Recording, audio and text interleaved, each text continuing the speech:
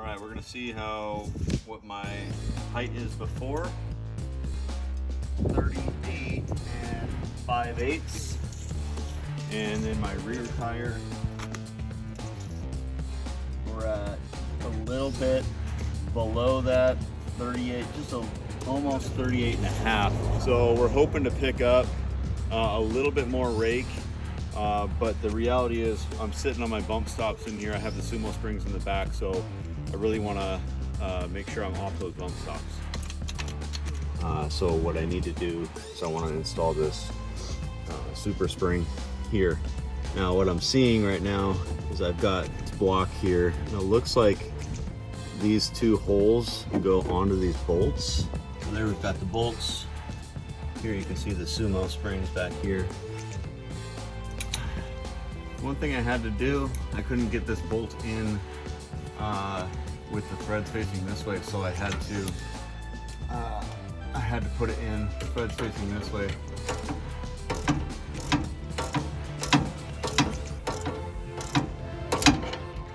All right, so you can see my positioning. I'm making sure I mirror the other side of the truck. So I went just inside of this little bracket here and just outside of the bracket in the back on the other side. So I'm gonna do the same thing here. All right, it's starting to get a little dark around here, but I got her all tightened up. Got the bolt in there. I got back there. So I'm matching now on both sides. So I'm gonna go ahead and get my tire back on now. All right, final result. We brought it up about, and I'm only done with one side, we brought it up about maybe half an inch in the rear. And that's at the lowest setting there. All right, so I'm under the truck the next day. I struggled to get this on the third hole there, but I got it now. The other thing I want to point out, you can see right there, see that bump stop? So before I put the springs on, that bump stop, you couldn't see any daylight through it. I was sitting on those bump stops. So that's huge.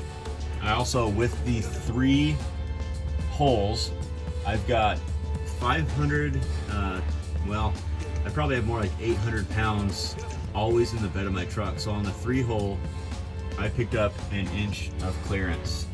It added an inch with that weight. So definitely happy with the SuperSprings at this point. All right, so I am testing the driving.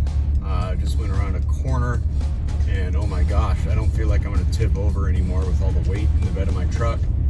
I've got about 800 to 1,000 pounds probably in the back of the truck constantly. I've got a pole kitchen back there, as well as a fridge full time, and then of course my rack up top. So going around corners, significantly better. I don't feel as tippy with the SuperSprings installed on the 3rd hole. Okay, so final verdict. I am loving these SuperSprings. As I said before in the videos, I had the SuperSprings before, which were great. But what happened was the SuperSprings were sitting right on the axle the entire time. There was never any air between them. So I was basically just rough on my springs and my rear shocks. So picked up some SuperSprings, which is basically it's an add-on leaf, goes over the top, clamps on. You could see a little bit of that in the video before, but I tell you what, I have less body roll. I have more stability in the back. I don't feel like I'm getting jarred loose when I hit a pothole and my rear tires hit the pothole. Definitely feel like it's a more cushy ride, for lack of a better word.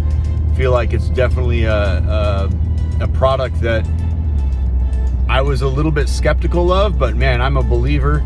Definitely, these are something to look out for.